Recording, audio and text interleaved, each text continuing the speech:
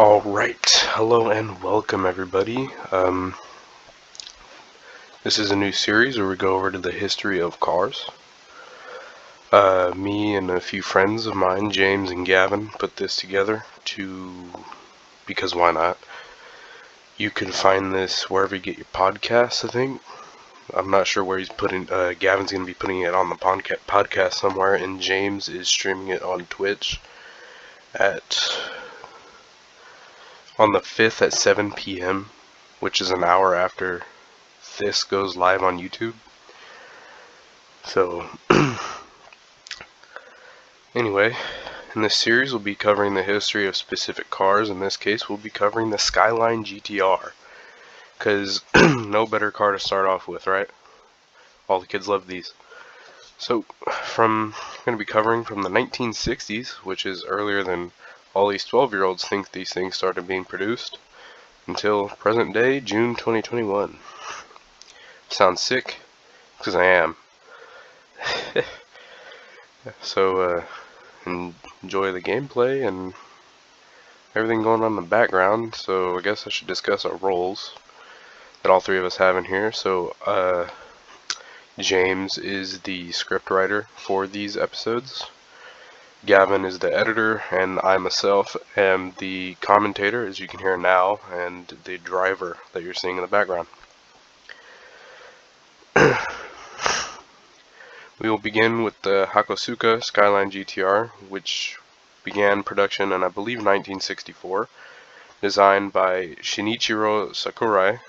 This was a four-door sedan from the land of Japan, equipped with a 2-liter G7 inline-6 engine that was packing 160 horses, my bad. In today's terms, 160 isn't really a lot of horsepower, but back then it was a pretty decent amount. This engine was pulled right out of a race car and placed into this beautiful sedan. This car was the master of the track, bringing in 49 wins when it was entered in the Group A season.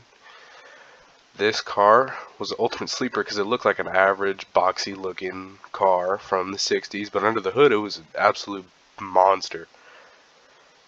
Then, in the early 1970s, about 1971 I think, the Nissan made a coupe version which dropped off the rear two doors, shortened up the length of the car.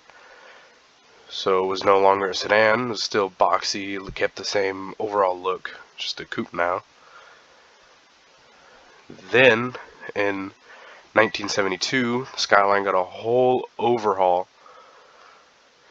This design came to be known as the Kenmari GTR.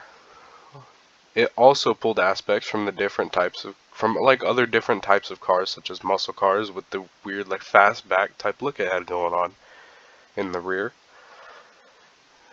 This car also kept the same 2-liter straight 6 as the previous models. However, it did also keep the boxy look that the previous iterations of the Skyline had. Sadly, due to the oil crisis going on during this time period, only 197 of the Kenmari GTRs were made. After this, excuse me, the designing of the Skyline was passed from Shinichiro Sakurai to Nagamori Ito. He designed the R31 Skyline, although not a GTR. It's a GTSR, still a Skyline. Became known as the R31 that was released in 1985.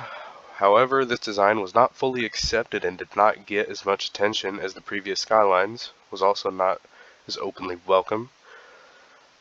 However, a new, larger 3-liter engine was introduced into the Skyline family with this car. This car was also more powerful with the past Skylines, this one having 206 horsepower with 181 foot-pounds of torque. Then, after that, we had the R32, which is actually my personal favorite. This was also designed by Nagamori Ito with racing in mind. It had won every single Group A race that it was entered in, which was 29 races. As well as winning 2 JTCC championships in 1990 and 1994. Hitting production in 1989, this car had the beloved RB26 DETT turbocharged engine under its hood. It was packing an astonishing 275 to 285 horsepower depending on the model you had. The R32 Skyline was also the first Skyline GT-R to have an all-wheel drive drivetrain. With the total overhaul on the exterior that had a nice flowing rounded body lines. Finally, the R32 was the car that got the nickname Godzilla for all the GTRs to come after it. Moving on to the R33, although people didn't seem to really like this one, I don't think it's that bad. This car became available in 1995, was similar to the predecessor R32 because they both had a similar design. Both had all-wheel drive and both had the same RB26 engine. However, the wheelbase was made slightly longer to improve stability at high speeds. It was also equipped with an upgraded rear-wheel steering system to improve handling. Sorry, I'm congested. It's really messing with me here. Horsepower was slightly higher than the R32, with the R33 having anywhere between 276 and 400 horsepower depending on the model of R33 you had. 400, that's a lot. This car had its fair share of record breaking, with it being the first sports coupe to go around the Nürburgring ring in under 8 minutes. There was also a Le Mans version of this known as the GTR LM. This was a rear-wheel drive, which was odd for Skylines at the time. There were also only 3 of these ever made, 2 of which were race cars, and the third, I believe, is at the Nissan headquarters. These cars were vastly different from the normal R33s, even having a different engine, and this car made around 400 horsepower. Let's see. Then there was the R34, finally every 12-year-old's wet dream. The R34 Skyline. This began production in 1998. It ditched the rounded smooth features to return a more square and blocky look. The design was not only for looks though, it had a purpose. Its purpose was to cool down the engine and brakes to help with aerodynamics in some areas of the car. This car was pretty much took everything from the predecessors as of the R32 and R33 and cranked it up to 11.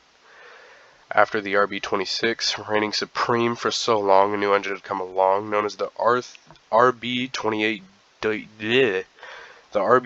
DETT, which was equipped in this car. This car had a minimum of 276 horsepower, with some models and limited editions going beyond that. It was insanely popular due to its appearance in the Fast and Furious franchise, as it featured several of these cars. However, what made it the most popular was the 2002 film Too Fast, Too Furious, which featured 2 of these cars. Sadly, the last Skyline rolled off the production line in 2002. But on the bright side of things, for all of those watching from the US, the R34 will be made legal here in 2024. Because the R34 was the last Skyline. Then there was the R35. Although not a Skyline, it's still a GTR, and a lot of people would be mad at me if I didn't include it. The R35 GTR hit the market in 2007 and is still in production now, with an all-new V6 engine instead of the normal inline 6. The VR38 DETT was put into these cars. These cars are putting out a crazy 565 to 600 horsepower depending on the model. The only really odd thing about this car is none of them were made in a manual transmission, they were all automatic. Finally, this car went through an entire redesign, having a combination of both the older, boxier aspects from the original Skylines and the more round things from the R32 and 33. That's pretty much it. That's the history of Nissan Skyline GTR. Thank you guys for watching. Hope you enjoyed it. There should be some donuts going on in the background right now, because I requested that we end it with donuts. And those of you here on my channel know that we end off every video with donuts. Certified thing that we do here. And yeah, so that's it. Thanks to James for doing what he does, and Gavin for doing what he does. So, podcast, not sure when that's coming up or where. I will put it in the description if I find out. And the stream is the 5th at 7 p.m. And this will be up at 6 p.m. on the 5th as well. So this is an hour before the stream. Okay. Thanks for watching.